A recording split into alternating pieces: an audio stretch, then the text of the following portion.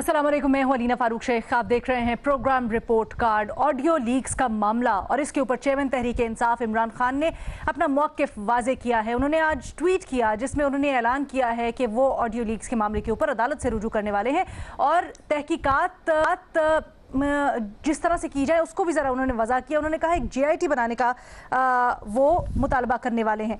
Tweet में उन्होंने कहा कि ऑडियो लीक्स कौमी सलामती की एक संगीन हमला है क्योंकि इनसे पूरे हिफाजती निज़ाम पर सवाल उठते हैं। बतौर PM उनकी रिहाइशगाह की महफूज लाइन बग की गई। हम इन ऑडियोज़ की पड़ताल के लिए अदालत से रुजू का इरादा रखते हैं ताकि एक JIT के ज़रिए सुराग लगाया जा सके कि कौन सी इंटेलिजेंस एजेंसी बगिंग की जिम्मेदार है और कौन ये ऑडियोज़ जारी कर रहा है, क्योंकि उनके ख्याल में बहुत ही ये कौमी सलामती के लिए बड़ा ख़तरा है। इस मामले के ऊपर न सिर्फ ट्वीट की बल्कि आज जब जलसे से खिताब किया तो इमरान खान ने एक सियासी नैरेटिव भी लिया और उन्होंने कहा कि क्या एजेंसीज का ये काम रह गया है कि अपने ऊपर लोगों की जासूसी करें और क्या आपका ये काम रह गया है कि जोड़ तोड़ करें।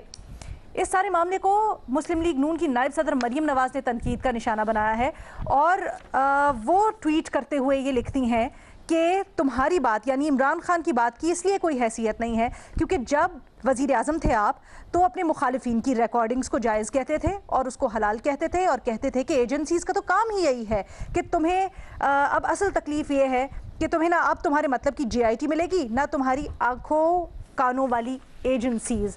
मरियम नवाज़ उस इंटरव्यू का हवाला दे रही हैं जो साबिक़ वज़ीर आज़म इमरान खान ने मंसूर अली खान साहब को दिया था और उसमें दलील दी थी एक सवाल के जवाब में कि इदारे टेपिंग करते हैं, फ़ोन टेपिंग करते हैं और का मकसद होता है कि जो सियासी लीडरान हैं ख़ासकर PM वग़ैरह उनकी हिफाजत करना और इसी को फिर उन्होंने अपने मुखालिफिन के जो करप्शन केसेस हैं उससे जोड़ा था।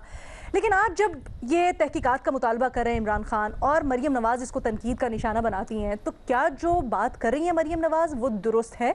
अपने तज्ज़ियाकारों से ज़रा ये पूछना चाहते हैं। यही हमारा बुनियादी सवाल हाँ या नहीं के तज्ज़ियाकारों के पास ऑप्शंस। और हमें ज्वाइन कर रहे हैं आज इरशाद भट्टी साहब, रीमा उमर साहिबा, सोहेल वड़ायत साहब और हफीजुल्लाह नियाजी साहब भी हमारे साथ मौजूद हैं। सोहेल वड़ायत साहब, सबसे पहले आपसे जानना चाहूँगी क्या राय है आपकी मरियम नवाज़ साहिबा जो कह रही हैं आज पुरानी स्टेटमेंट्स का हवाला देते हुए इमरान खान साहब की, क्या वो दुरुस्त कह रही हैं? क्या इमरान खान साहब की आज ये बात करने की कोई हैसियत, कोई वक़्त नहीं रहती? मेरा ख्याल है कि आज जो बात इमरान खान कह रहे हैं वो भी सही है और जो बात मरियम कह रही है वो भी सही है। दोनों सही बातें कह रहे हैं लेकिन दोनों अपने पर अप्लाई करने को तैयार नहीं है। बात तो ये है कि लीक चाहे किसी की भी हो वो सिक्योरिटी ब्रीच है और वो जाहिर है प्राइम मिनिस्टर हाउस की सिक्योरिटी ब्रीच हुई है, चाहे वो शहबाज शरीफ की कॉल हो या मरियम की हो या इमरान खान की हो। तो मेरा ख्याल है कि इमरान सिर्फ अपनी सिक्योरिटी ब्रीच होने पर परेशान ना हो, उन्हें चाहिए कि ओवरऑल PM हाउस की जो सिक्योरिटी है उसके बारे में हो। और मरियम भी ठीक कहती हैं कि पहले इमरान खान खुश होते थे कि दूसरों की चीज़ें निकल रही हैं और उनकी चीज़ कोई नहीं निकल रही और उस वक़्त इसको अप्रिशिएट करते थे। अब जब खुद पकड़े गए हैं तो अब कह रहे हैं सिक्योरिटी ब्रीच हुई है। तो मेरा ख्याल है इस तमाम में तो सारे ही नंगे हैं और ये जो सिक्योरिटी ये जो सारी चीज़ें हैं तो ये गलत, मुल्क के निज़ाम के खिलाफ है, सिक्योरिटी के खिलाफ है, हमारी न्यूक्लियर स्टेट की सिक्योरिटी, हमारे बहुत सारे मसाइल उसके खिलाफ है। लेकिन दूसरी तरफ इसका एक अवामी रंग है जो जूलियन असांज के ज़माने से शुरू हुआ कि ये हमारे हुक्मरान और हमारे जो आला तबके हैं ये करते क्या है, ये कहते कुछ है करते कुछ है। तो ये उसका दूसरा रुख है। तो इस जब भी ऑडियो लीक्स हैं या ये लीक्स हैं इनको देखते हुए ये दोनों रुख मद्देनजर रखना चाहिए, अवामी बात भी और दूसरा उसका सिक्योरिटी पहलू भी। सिक्योरिटी पहलू ज़ाहिर है ख़तरनाक है, उसका काम एजेंसियों का काम है उसको रोकना, एजेंसियों का काम है उसको सिक्योर करना। और हम क्योंकि आवाम है हम इसको देखते हैं इस हवाले से कि फेल और कॉल में कितना तजाद है, कॉल और फेल में कितना तजाद है, कहते क्या है और करते क्या है वो इन लीक्स में सामने आ जाता है। लेकिन सर आप ये बड़ा दिलचस्प है जब आप कहते हैं इमरान खान भी सही कह रहे हैं, मरियम नवाज भी सही कह रही हैं, लेकिन अगर देखा जाए वो तो डायरेक्टली एक दूसरे से बिल्कुल मुख्तलिफ बातें कह रहे हैं। तो जब कॉल और फेल के तजाद की बात कर रहे हैं तो फिर क्या इसमें नहीं देखना चाहिए इमरान खान का पहले कॉल और अब कॉल दोनों में तजाद है? फिर जो अमल किया जस्टिस काजी फायज ईसा में जो अदालती वो आया ऑर्डर ऑब्जर्वेशन, उसमें भी तजाद नजर आया। लेकिन अब जो मरियम कह रही हैं वो भी बड़ा तशवीशनाक है और उसके ऊपर भी बंदा बात कर सकता है। तो आप दोनों ऑप्शंस कैसे ले सकते हैं? कोई एक तो आपको लेना पड़ेगा। नहीं, देखे दोनों के तजादात है ना। देखे जब मरियम की टेप लीक बाहर होती है कि वो अपने दामाद के बारे में जो है वो रियायत मांग रही है, तो वो भी है, ये भी कह रहे हैं कि हम करेंगे, आप बिजली जो है उसका रेट आपको बढ़ाना पड़ेगा, और बाहर स्टेटमेंट दे रही हैं कि बिजली का रेट बढ़ाना ज्यादती है। तो ये दोनों तरफ की चीजें देखें कि दोनों तरफ तजादात हैं, दोनों तरफ गलतियां हैं, दोनों तरफ। तो हम आवाम की हैसियत से ये देखेंगे कि कॉलो फेल में दोनों में क्या तजाद है। इमरान खान के कॉलो फेल में क्या तजाद है? इमरान खान साहब भी बयानियां बना रहे हैं, उसको जो है आर्टिफिशियली तामीर कर रहे हैं, मसनूई तौर पर रंग दे रहे हैं, तो ये गलत है। इरशाद भट्टी साहब, आप कहिएगा, आप क्या इसके ऊपर राय रखते हैं? मरियम नवाज जो कह रही हैं क्या वो दुरुस्त है? क्योंकि इमरान खान साहब ऑन रिकॉर्ड हैं जो पहले कह चुके हैं कि कोई मसला नहीं है, अगर होती है तो सिक्योरिटी इदारे हिफाजत के लिए करते हैं। और क्या आज जब ये ट्वीट जो खान साहब का है, क्या ये एक तरह से एतराफ़ भी है या तस्दीक भी कर रहे हैं वो जो ऑडियोज़ लीक हुई उनकी कि वो ठीक है? मैडम शेख, मैं सोहेल वड़ाई साहब की बात को आगे बढ़ाऊंगा कि पहली बात तो ये बड़े दुख तकलीफ़ की बात है और तशवीश की बात है, और ये बड़ा एक अजीबो गरीब तकलीफ़ है कि ये इनके कॉलो फेल का तजाद कितना भयानक होता है हमारे हुक्मरानों का। बज़ाहिर कहते क्या हैं और अंदर में करते क्या हैं, दिखाते खब्बी हैं, मारते सज्जी हैं। तो ये तो एक है। दूसरी बात है, बिलाशुबा मैडम शेख तहकीकात होनी चाहिए, कौन ये कर रहा है, क्यों कर रहा है, पीछे छुपे मकासद क्या हैं। और मैडम शेख, ये मुजरमाना गफलत किसकी है ये ऑडियो लीक्स होना। और मैडम शेख, बिलाशुबा ये भी पता चलना चाहिए कि दोनों वज़ीर आज़म की टेलीफोन कॉल्स कैसे लीक हुई, वज़ीर आज़म ऑफिस या वज़ीर आज़म हाउस कैसे बग्ड हुआ, क्या ये डिवाइसेस लगाए गए थे, क्या ये किसी मोबाइल फ़ोन के हैक करने से हुआ, क्या ये जदीद टेक्नोलॉजी है कि रिमोट एरिया दूर से बहकर कुछ किया जा सकता है या किया गया है। और बिलाशुबा मामला सुप्रीम कोर्ट में जाना चाहिए, क्योंकि बाकी कोई किसी पर एतबार नहीं कर रहा। सुप्रीम कोर्ट के तहत आज़ादाना गैर जानबदाराना कमीशन बनना चाहिए, इस मामले को देखना चाहिए और आइंदा ऐसा ना हो, इस पर भी लेने चाहिए हमारी सारी एजेंसियों को मिलकर। लेकिन जहाँ तक आपका सवाल का तल्लक है मैडम शेख, मरियम नवाज साहबा बिल्कुल ठीक कह रही हैं, वो बिल्कुल ठीक तनकीद कर रही हैं। कल जब इमरान खान साहब वज़ीर आज़म थे तो जैसे आपने बताया कि वो टेलीफोन टेप करवा भी रहे थे और वो बड़े फ़ख्र से कह भी रहे थे कि हमारी एजेंसियां टेलीफोन टेप करती हैं, वज़ीर आज़म की उनको निगरानी करनी चाहिए, वो आंखें हैं, कान हैं, और ताकि पता चल सके कि कोई मुल्क के ख़िलाफ़ काम ना हो। अच्छा, इमरान खान साहब ने यह भी कहा कि इनको क्या डर है, मुझे क्या डर है, मतलब क्योंकि मैं तो सारा कुछ मेरा ओपन है। डर तो इन चोरों को होना चाहिए जो 2 नंबर काम करते हैं, 2 नंबरियां करते हैं वगैरह वगैरह, कोई गलत काम करते हैं। फिर मैडम शेख, यहाँ तक भी चलो ठीक है, ये भी मान लेते थे। अभी जब शहबाज शरीफ साहब की ऑडियोज आई, जब ये वो वज़रा बैठ के कर रहे थे कि किन के दस्तखत करने हैं, इस्तीफे मंजूर करने हैं, तो इमरान खान समेत पूरी तरीके इंसाफ ने जश्न मनाया कि देखो दमादों का कारोबार हो रहा है, देखो ये बदनीति कर रहे हैं कि जिनको इस्तीफे मंजूर नहीं करने उनके दस्तखत ठीक नहीं है, देखें ये हो रहा है, देखें हो रहा है। और जब शहबाज, तो मतलब ये है कि जब मसला कब बना, जब अपनी आनी शुरू हो गई, उस वक्त पता चला कि ये बड़ा गलत काम होता है। मतलब ये है, अगर मुख्तसर करूं आखिरी 2 जुमले, कि शहबाज शरीफ साहब की ऑडियो लीक्स हों तो ये जायज़ है, हलाल है, ठीक है, अपनी हो तो ये कौमी सलामती का मसला है, ये नहीं होना चाहिए। इस हवाले से मरियम नवाज साहबा बिल्कुल ठीक कह रही हैं। रीमा उमर साहब, आप कहिएगा, क्या अगर जाते हैं अदालत पाकिस्तान तहरीक इंसाफ वाले तो इमरान खान की जो साबका बयानात हैं, जो साबका स्टांस है, वो उनके आगे आ सकता है, उनके खिलाफ जा सकता है? जी शुक्रिया लीना। मेरा ख्याल है 3 मुख्तलिफ पॉइंट्स हैं जो इक्वली इम्पॉर्टेंट है उन्हें रेज करना। पहला तो ये कि हमारा कंसर्न क्या है, क्योंकि शीरी मजारी साहिबा ने भी आज ट्वीट्स की, इमरान खान साहब ने भी की, और वो बात दो मुख्तलिफ बातें कर रहे हैं। पहली कि बग किसने किया, ये जो एक्सेस था इंफॉर्मेशन का, फोन कॉल्स का, गुफ्तगू का, डिस्कशंस का, ये मिला कैसे, और दूसरा जब वो मिल गया, वो हासिल कर लिया, तो वो लीक कैसे हुआ। क्या वो इंटेंशनली लीक किया गया, क्या इसकी टाइमिंग्स और किसकी कब ऑडियो लीक करनी है ये जानबूझ के हो रहा है, या ये हैक हुआ है और हमारी रियासत की एजेंसीज या किसी भी इंस्टीट्यूशन या पार्टी का कोई ताल्लुक नहीं है इससे। ये पहला सवाल है। दूसरा सवाल पॉलिटिकल है, क्योंकि आपने मरियम नवाज साहिबा, इमरान खान की ट्वीट्स जो है वो पढ़ के हम सुनाई, तो मेरे लिए कोई हैरत की बात नहीं है। इमरान खान साहब जो हैं उनके दोहरे मयार हैं। पहले उन्हें लगता था कि सिर्फ चोर डाकू हैं जो खौफजदा होते हैं लीक से, अब उन्हें याद आया कि ये सिक्योरिटी का भी इशू है, ये इंसानी हुकूक का भी इशू है। तो ये दोहरे मयार तो हमें नजर आते हैं। दूसरी इससे जुड़ी बात यह है कि जब से ये ऑडियो लीक्स आ रही हैं, पीटीआई को समझ नहीं आ रही इनको डिफेंड कैसे करें। कभी वो कहते हैं डीप फेक है, कभी ये कहते हैं बुरी तरह एडिट करके जोड़ी गई हैं। अब इनकी ट्वीट से लग रहा है वो एतराफ कर रहे हैं कि ये गुफ्तगू हुई, ये कॉन्वर्सेशन जो है ये ऑथेंटिक है और वो लीक हो गई, जो एक तरह से बहुत डैमेजिंग है, क्योंकि पहले तो वो डीप फेक का सहारा ले रहे थे। आखिरी बात जो मेरे लिए सबसे ज्यादा अहम है, हम सियासी जमातें और इनके बदलते प्रिंसिपल्स पे स्टक नहीं रह सकते। आपने तो ट्वीट्स जो हैं इमरान खान साहब और मरियम नवाज साहिबा की शेयर की हैं, लेकिन ये सिर्फ सियासी जमातों का मसला नहीं है, ये पाकिस्तानी शहरियों का मसला है, हमारे कॉन्स्टिट्यूशनल राइट्स का मसला है।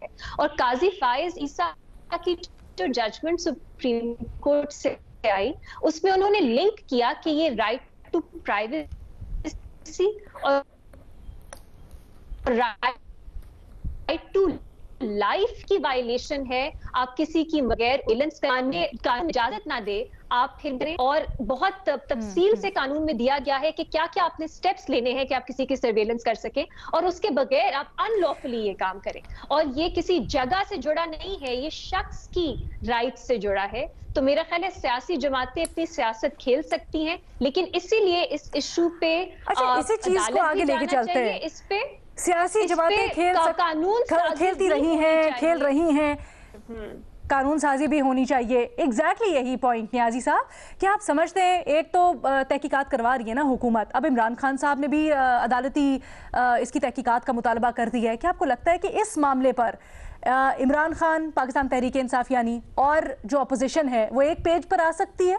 नहीं, मेरा ख्याल है कि वो तो पेज तो खैर नामुमकिन चीज़ है, क्योंकि बहुत लड़ाई जो है अपोजिशन जो है वो कहीं और निकल गई है। अब तो दोनों का मुफाद इसी में है कि एक दूसरे को पे जितना कीचड़ उछाल सकते हैं या एक दूसरे को जितना मड स्लिंगिंग कर सकते हैं, जितना उसको डाउनग्रेड कर सकते हैं, उसके मुताबिक वो करें। देखिए, दो तीन चीज़ें रखें। पहली बात तो ये है कि ये इमरान, जैसे अब उसको मैं दोहराता नहीं हूँ, क्योंकि सोहेल साहब ने भी, भट्टी साहब ने भी और ईमन ने भी कमों पेश वही बातें की है कि इमरान खान साहब जो है उनको अपने लफ्ज़ कब तक खाने पड़ेंगे। यही बात जो है किस तरीके से लैख के बताई थी, और बताया था कि चूंकि इन लोगों ने करप्शन की हुई है इसलिए ये डरते हैं कि जी ISI इनकी रिकॉर्डिंग ना करे, इनकी बगिंग ना हो, ये ना हो। बहरहाल एनीवे, फिर जब अभी ये बात भी हो चुकी है कि जब 3 लीक्स आई मरीम नवाज और शहबाज शरीफ साहब के खिलाफ, तो तहरीक इंसाफ ने उसको अपना नैरेटिव बना लिया था, जलसों में उसकी वजाहतें की। बल्कि इमरान खान साहब ने तो ये तक कहा कि अब अगली जो आने वाली है इनके बारे में उनका भी उन्होंने एंटिसिपेट कर दिया था कि इसके अंदर ये मवाद होगा। अच्छा देखें, जो जहाँ तक लीक्स का ताल्लुक है, मेरा ख्याल है कि किसने नहीं की, मिस्टर एक्स ने की है, वाई ने किया है, जेड ने किया है, मिस्टर ए ने किया है, बी ने किया है, सी ने किया है। इसको ये उस वक्त तक रहेगा, वो कहते हैं ना, जब आपकी कोई चीज़ गुम जाए तो आपके साथ ईमान भी चले जाता है, आपको हर एक पे शक होता रहेगा। इमरान खान साहब को इशारा वाज़ेह है, उनकी हर लड़ाई के अंदर, हर चीज़ में वो तो बार बार जो है, आज भी रावलपिंडी में वर्कर्स कन्वेंशन को जब एड्रेस कर रहे थे तो साथ साथ एग्जैक्टली वो एस्टेब्लिशमेंट को हर चीज़ में आड़े हाथों लेते हैं, और हर चीज़ के जो है उनकी तान जो है एस्टेब्लिशमेंट आके टूटती है। लॉन्ग मार्च भी वो यही बता रहे हैं कि मैं एस्टेब्लिशमेंट के खिलाफ कर रहा हूँ। चुनाचे अब भी वो ये उनको इस वक्त यही पड़ी हुई है कि जी किसी तरीके से उनको मजीद ब्रैकेट बढ़ाए।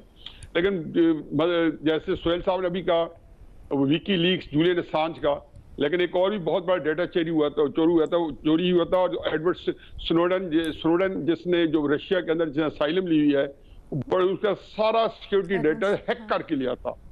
उसके जो है उसे सारा लेके चोरी करके वो रशिया के अंदर जो स्नोडन बैठा है। हाँ। अब इसको करना कि जी ये कोई इसकी कोई सेफ्टी हो सकती है जनरल मुशर्रफ की और अजीज की कॉल जो इंडिया ने सुनी और वाजपेयी ने या नवाज शरीफ साहब को फोन करके बताया कि इस तरीके से आपके जर्नैल जो है वो जंग की तैयारी कर रहे हैं, तो इसका मतलब है कि वो तो बता दिया, लेकिन वो तो नहीं बताया जो बहुत सारी और ही बातें होंगी। ये तो उन्होंने वार्न किया था कि ये हो रहा है, तो इसमें तयन करना बड़ा मुश्किल है। और फुल प्रूफ बनाने के लिए भी ये पूरा एक आपके जो बिल्डिंग स्ट्रक्चर है वो ही ऐसा बनता है कि उसके अंदर हैकिंग ना होगा ना। कोई तरीका नहीं है कि आप उनसे कर सके।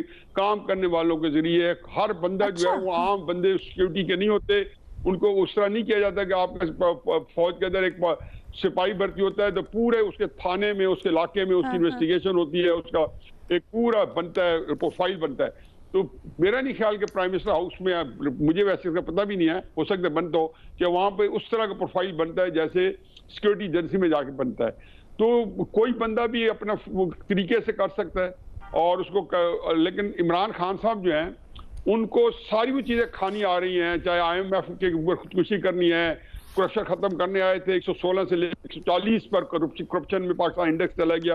मतलब कौन कौन सी मिसालें दूं जिसमें उन्हें एक बात की और अल्लाह ताला ने उनको उसी बात की उनके मुंह में डाली कि अब वो कहते रहे सारा, उनकी बातें सिर्फ उन्हीं लोगों के ऊपर असर करती है जो उनके शहर के अंदर गिरफ्तार है, जिनके अंदर अब वो एक खास किस्म की सोच हो गई है।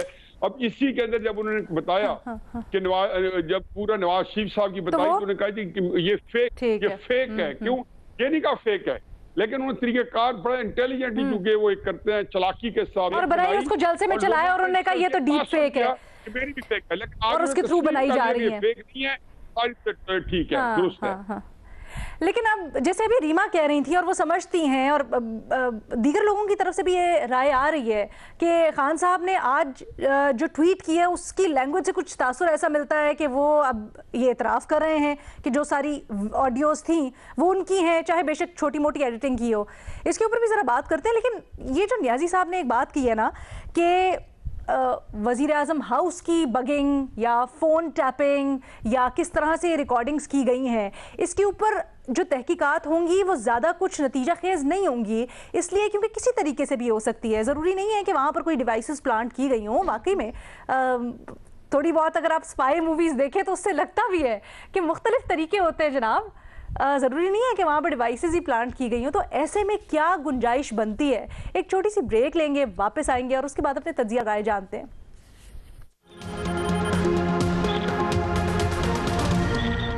Welcome back. हम बात कर रहे हैं, इमरान खान ने अदालत से रुजू करने का ऐलान कर दिया है जो ऑडियो लीक्स हैं उसकी तहकीकात के सिलसिले में।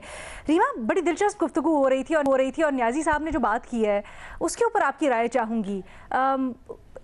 ज़रूरी नहीं है आजकल जदीद टेक्नोलॉजी के दौर में कि फ़ोन टैप किया गया हो या कोई डिवाइस प्लांट की गई हो। आजकल तो ये जो हमारा फ़ोन है हर एक के हाथ में, इससे रिकॉर्डिंग हो सकती है, वीडियो बन सकती है। तो क्या समझती हैं किस हद तक जो खान साहब जाएंगे अदालत के पास एडमिसिबल होगा, एंटरटेन किया जाएगा उनको इस मामले में, और कहाँ तक उनको लेवरेज मिल सकती है? अलीना, हमारी एक तारीख है, चाहे आपकी जो मेथड है जिससे आप बग कर सकें वो बदल जाए, जिससे आप सर्वेलेंस कर सकें वो बदल जाए, लेकिन जो करवाते हैं वो प्लेयर्स वही हैं। और मेरा ख्याल है वक्त आ गया है कि उन तक पहुंचा जाए कि वो कौन लोग हैं, क्योंकि कानून इजाजत नहीं देता। सुप्रीम कोर्ट की जजमेंट्स हैं कि ये गैर कानूनी है। तो ऐसा क्यों है कि चाहे वो पॉलिटिक्स हो, वो जर्नलिस्ट हो, सब यहाँ पे उनकी गैर कानूनी तौर पे सर्वेलेंस होती है। ये एक कॉन्स्टिट्यूशनल हमारी फंडामेंटल राइट्स का अहम टेस्ट है। और मेरा ख्याल है लेकिन न्याज़ी साहब बेनिफिट ऑफ डाउट दे रहे हैं, पार्टिजनशिप न्याज़ी साहब कह रहे हैं कि न्याज़ी साहब कह रहे हैं जरूरी नहीं है कि खान साहब जिनके ऊपर इल्जाम लगा रहे हैं उन्हीं ने ये किया हो। अलीना, ये तो इन्वेस्टिगेशन से पता लग जाएगा, लेकिन हमारी तारीख को जब हम देखते हैं, काजी फाइज ईसा साहब की जजमेंट्स हम देखते हैं, उनके ऊपर जो उनकी सर्वेलेंस हो रही थी, उससे तो लगता है कि शायद ये वही लोग हैं जो माजी में भी ये करते रहे हैं, और बहुत इस पे और हमारी जजमेंट्स भी मौजूद हैं। लेकिन अगर वो नहीं है तो उनका नाम भी क्लियर होना चाहिए, वो फजूल में गंदे हो रहे हैं। प्रोस्पेक्ट्स कितने हैं इसके, जब अदालत के सामने अगर जाते हैं खान साहब, तो ब्रीफली अगर आप मुझे बता सके तो। अलीना, अगर जो इंस्टीट्यूशंस या एजेंसीज जो मुलविस हैं उनकी ताकत से हम सब वाकिफ हैं, अगर वही हैं तो चांसेस सक्सेस के शायद कम हो, लेकिन मेरा फिर भी ख्याल है इसको परसू करना चाहिए, क्योंकि और ये सिर्फ सियासी जमातों को नहीं, ये आपकी सिविल सोसाइटी को परसू करना चाहिए, क्योंकि ये इंसानी हुकूक का मामला है। ठीक है भट्टी साहब। देखिए, पहली बात तो रीमा साहबा से एग्री करता हूँ कि ये होना ही नहीं चाहिए। काबिल शर्म है, काबिल मुज़म्मत है कि किसी इंसान की आप ऑडियो वीडियोस ले आए और उस पर फ़ख्र भी किया जाए, और उस पर लीक्स भी हों और उस पर सियासत भी हो। ये तो एक प्रिंसिपल होना चाहिए और सारों को इस पे एग्री करना चाहिए। तमाम को, कोई घर महफूज नहीं रहेगा। हम सारे, हमारी सारी पर्सनल लाइफ है, अगर उसमें भी कैमरे घुसे हुए होंगे तो फिर तो कोई भी नहीं रहेगा। कपड़े उतारने बाकी रह गए, वो भी उतार दीजिए। दूसरी बात यह कि आपने जो कहा ना वो जासूसी फिल्मों की बात की, तो मुझे बड़ी ढेर सारी जासूसी फिल्में याद आ गई मैडम शेख, अल्लाह आपका भला करे, जिसमें कोई किसी की टेप कर रहा था तो कोई किसी की टेप कर रहा है। और आपने सही कहा, ये मजाक नहीं, आपने नहीं किया, हम मजाक बने हुए हैं, मुल्क मजाक बना हुआ है, कौम मजाक बनी हुई, वजीर आजम हाउस मजाक बने, तो ये बिल्कुल एग्जैक्ट आपने लफ्ज मजाक का सही इस्तेमाल किया। तो लेकिन आप देखिए कि होना हमारा कुछ भी नहीं है, ये आज लिख लीजिए। अगर कुछ हो गया तो मेरे लिए बड़ा सरप्राइज होगा। होना हमारा कुछ नहीं है। मुहिद्दीन रहमान कमीशन से एबटाबाद कमीशन तक, और फिर वो कितनी जुल्फकार मिर्जा, सौलत मिर्जा, डॉक्टर आसम, उज़ैर बलोच, ऐसा जख्म है जो ऑपोजिशन और हुकूमत दोनों के सीने पे है, तो इस पे तो इकट्ठा हो जाना चाहिए साहब। नहीं, वो बिल्कुल क्यों इकट्ठे हों, जख्म एक दूसरे के जख्म दिखाएंगे और सियासत करेंगे। सुहेल वड़ाई साहब। जी, मेरा ख्याल है कि इसी को नुक्ता इत्तेहाद बना ले कि जो एजेंसी इन्वेस्टिगेशन है इस मामले की, उसमें नून लीग और तहरीक इंसाफ सर बनाएंगे, दोनों को शिकायत है। नहीं बनाएंगे, ये सियासत ही होती रहेगी। ख्वाहिश है, ये ख्याल, मेरी ख्वाहिश तो है कि इसी को नुक्ता इत्तेहाद बना ले, इन्वेस्टिगेशन करा ले, इस पे कमीशन बना ले, और इसी पे, क्योंकि दोनों का नुकसान हो रहा है तो दोनों रोक ले, दोनों का फायदा है। मेरा ख्याल है कि ये एक नुक्ता इत्तेहाद बन सकता है। आप स्माइल क्यों कर रही हैं और बड़ी हंस रही हैं जेरे लब इस पे नुक्ते आगाज पे? क्यों? मैं इसलिए हंस रही हूँ क्योंकि गो कि हम सब की ख्वाहिश है, लेकिन हजारों ख्वाहिशें ऐसी है। अब देखते हैं कि ये वाली ख्वाहिश है किस हद तक पूरी होती है, या फिर इस पे सिर्फ सियासत ही होती रहेगी। अनफॉर्चुनेटली आने वाले दिनों में भी फिर इसका तज्जिया करेंगे। देखते हैं, एक छोटी सी ब्रेक लेते हैं, वापस आते हैं और गवर्नर सिंध की बात करेंगे जनाब।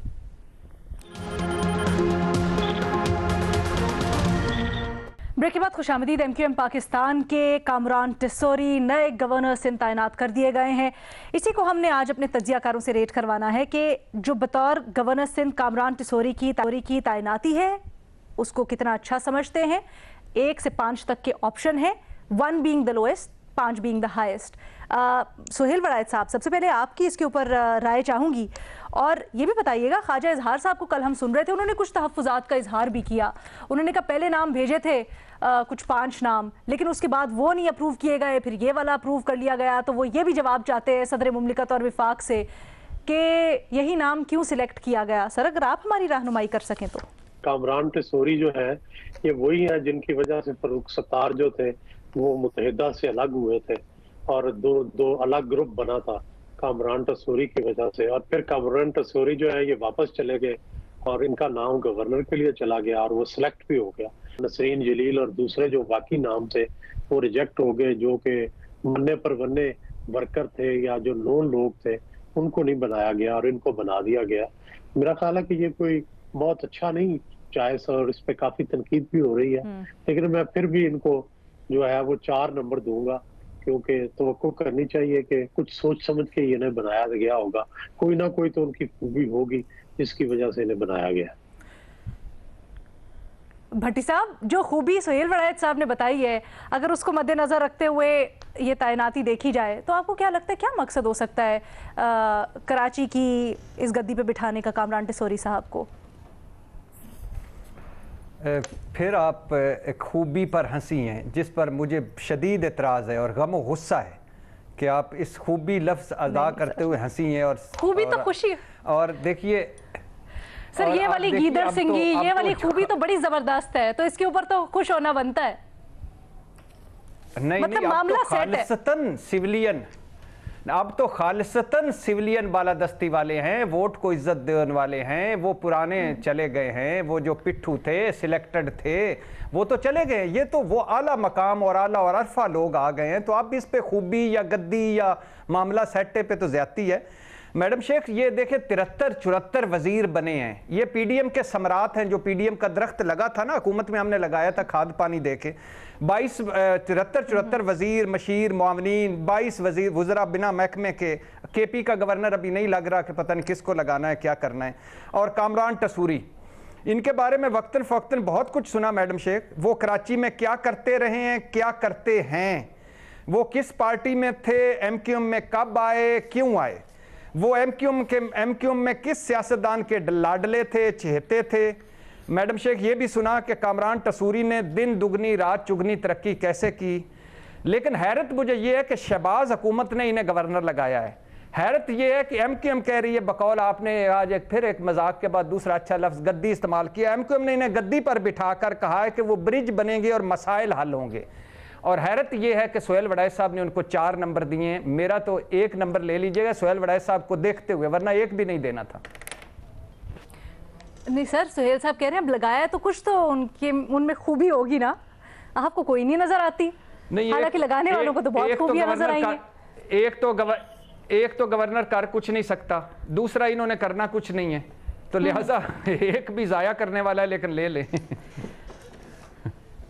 अच्छा न्यायी साहब, ये भट्टी साहब जो कह रहे गवर्नर कर कुछ नहीं सकता, करना इन्होंने कुछ नहीं है, तो फिर इतने नाम रिजेक्ट करके कामरान टिसोरी साहब को लगाने का क्या मकसद हुआ? वो तो किसी को भी लगा देते, इसमें क्या था? और फिर ये भी कह रहे हैं कि वो जो कहते थे कि कोई नहीं है, सेटलमेंट नहीं है, आज इस तैनाती से सेटलमेंट की बू आ रही है। सोचा तो मैंने भी भट्टी साहब की तरह जीरो था। अब सुहेल साहब चूंकि राजदान जरूर हैं, अंदर की बातें जानते हैं, उन्होंने कहा जी उनके लिए दिए हैं, कामरान तसूरी को नंबर नहीं दिए। उन्होंने कहा मैं उनके लिए दिए जिन्होंने लगाया है, तो उनका मुझे भी बड़ा लिहाज है। उन बड़े कमाल के लोग हैं, उन्हीं के तो मैं सिताया हूँ कि सुहेल साहब मुझे कोई जब भी देखता है पब्लिक में घूर के देखते हैं, मैं डर जाता हूँ। मैं कहता हूँ ये जरूर उनने कोई बात की है कि सुहेल साहब मुझे घूर रहे हैं। इनके चेहरे से मुस्कुराहट खत्म हो चुकी है जब भी मैंने उनके खिलाफ बात की है पिछले 4-5 साल से। तो ये 12 मेरे छोटे भाई हैं, इनका इज्जत एहतराम। बाकी फारूक सत्तार ने बड़ी खूबसूरत बात की थी, वहां से निकल के आ रहे थे किसी दफ्तर से मिलके, तो नहीं फारूक सत्तार कह रहा हूँ, सॉरी, पीएसपी के कामरान, क्या नाम है उनका, मुस्तफा कमाल। तो उन्होंने कहा जी ये कहाँ से आ रहे हैं, ये कहाँ से आ रहे हैं? तो फिर मैं भी बताऊँ मैं कहाँ से आ रहा हूँ और क्या क्या बातें हुई है। वो थोड़े से डिस्टर्ब थे कि उनको वो पिजराई नहीं मिल रही उनसे। तो एनीवे, एक तो इसकी एजुकेशन नहीं है, कोई मेरा नहीं ख्याल कोई पढ़ा लिखा ज्यादा आदमी है, कंट्रोवर्शियल पर्सनैलिटी है। एमक्यूएम के अंदर इसको सेंट्रल उसकी जो दाब्ता कमेटी में रखा तो एहतजाज के तौर हुआ बड़ा निकाल दिया गया। सुहेल साहब बता चुके हैं कि उससे फारूक सत्तार इसी की वजह अलहदा हुए, इनका कोई नाम निशान नहीं है। लेकिन ये चूंकि उनके आदमी हैं तो लग गया। और पहले भी फ़रो नसीम भी उनके आदमी थे, एमक्यूएम कह चुकी है कि हमारे नहीं उनके हैं। और ये उनका जो रोल है पाकिस्तान की सियासत में, उसको मद्देनजर रखते हुए मैं भट्टी साहब के लिए 2 दे देता हूँ। सुहेल साहब के लिए 0 से 1 पे पहुंचना था, लेकिन भट्टी साहब ने 1 करके ना तो मुझे ज्यादा खराब किया, तो मैं 2 दे देता हूँ। क्योंकि बारह लगना तो एमक्यूएम के एमक्यूएम के सारे लोग बराबर हैं, जितने हैं उनके अंदर जो गुण है एमक्यूएम वालों के अंदर, उनका मैं बड़ा कायल हूँ। तो वो कस्बे कमाल कुन जो है ना सब के अंदर है एमक्यूएम के लोगों में। शुक्रिया न्याजी साहब, मेरे चाचे के पुत्र, कायद के चाचे के पुत्र, शुक्रिया। जज़ाकल्लाह। सर वैसे आप एमक्यूएम वालों को एक ही सफ में खड़े कर रहे हैं, लेकिन एमक्यूएम वाले, मैं कल ख्वाजा इजहार साहब को सुन रही थी नया पाकिस्तान में, वो खुद हैरान थे। वो कहते मैं तो विफाक से, अपने इत्तेहादियों से वजाहत चाहता हूँ कि ये हुआ क्यों है। टीवी पे आगे कह रहे थे, लेकिन उन्होंने फोन नहीं किया और पूछा नहीं उनसे। ये भी अल्लाह की शान ही है। रीमा, आप क्या कहेंगे? कौन कर चुकी है? Alina, I will differ to the others, क्योंकि मुझे ना मालूमात हैं, ना मैं जानती हूँ इन्हें, इनकी सियासत को, लेकिन मैं भी वही पढ़ रही हूँ, सुन रही हूँ जो बाकी पैनलिस्ट ने आज शो पे कहा। लेकिन एक छोटी सी बात है, आपको शायद अजीब लगे, किसी की कॉम्पिटेंस या किसी की जो पॉलिटिकल माजी है उसका उनकी अपीयरेंस से कुछ तंग है। ये बहुत अजीब हमारा ट्रेंड है कि आप लोगों की तस्वीर लगा के उनकी अपीयरेंस का मजाक उड़ाते हैं, एक रेसिस्ट अंडरटोन्स भी होती हैं उसमें। तो ये मुझे बहुत इन बैड टेस्ट लगता है। उम्मीद ही कर सकते हैं कि हम लोगों के कॉम्पिटेंस पे बात करें, उनके सियासी माजी पे बात करें, उनके मेरिट पे बात करें, लेकिन इस तरह की जो फजूल तनकीद हो रही है अपीयरेंस को लेके, उनको मिलाया जा रहा है कुछ सोशल मीडिया के ऊपर, सोशल मीडिया के ऊपर, ये मुझे लगता है गैर जरूरी है और नहीं करना चाहिए। सो ये मेरी छोटी सी कंट्रीब्यूशन है, otherwise I differ to the others जिन्होंने कहा है।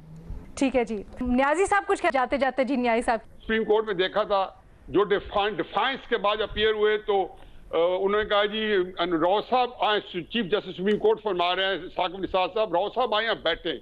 फिर हमने उज़ैर बलोच को देख लिया है जिनको 100-150 कत्ल केसेस है, रोजाना वो फ्री हो रहे हैं। तो जो बात है ये, इसलिए इस तरह कैरेक्टर को, रीमा सही कह रही है, अपीयरेंस हो या ना हो, अब अगर किस्मत का फैसला उन्होंने, लेकिन उन्होंने चाहा तो इमरान खान साहब हमारे हुक्मरान बन गए, कहीं से भी नहीं थे। अब वो इतना गो फील एट होम समझते हैं हुकूमत को इमरान खान। तो इसी तरीके से अब एक मौसम पैदा करते हैं। पहले 80s में एमक्यूएम पैदा हुई, फिर संभाली नहीं जाती थी। अब पति कामरान कसूरी साहब जो इसके बाद निकलेंगे तो अल्लाह करे कि वो फिर अच्छे एक सिविलाइज सिटीजन और ओहदे के शान जो है वो उसके बाद ही कंडक्ट कर सकें। लेकिन ये रिस्की काम है, इस तरह के एस्टेब्लिशमेंट को काम, सॉरी इस तरह का उनको ये काम नहीं करना चाहिए। रीमा किसी और कॉन्टेक्स्ट में कह रही थी, हाँ किसी और कॉन्टेक्स्ट में कह रही थी वो फिजिकल अपीयरेंस की बात कर रही थी। शायद सोशल मीडिया के ऊपर कुछ इन ग्राउंड्स के ऊपर तनकीद चल रही है जो ऑब्वियसली नहीं होनी चाहिए। लेकिन हमारा बुनियादी सवाल हमारे तज्जियाकारों की, आपने इस नई तैनाती के ऊपर राय जानी। आज के प्रोग्राम से इतना ही, इजाजत दीजिए, अल्लाह हाफिज।